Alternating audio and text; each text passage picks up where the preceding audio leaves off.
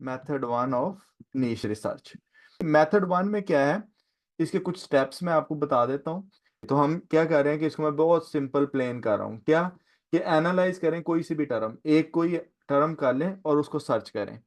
उसको सर्च करने के बाद आप कोई लो डीए वाली साइट पकड़ लें, ठीक है।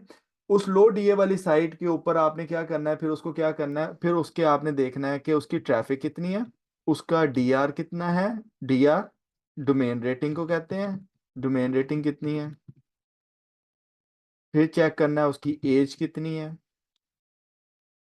ठीक है। उसके बाद आपने चेक करना है उसका ट्रेंड क्या है, ठीक है।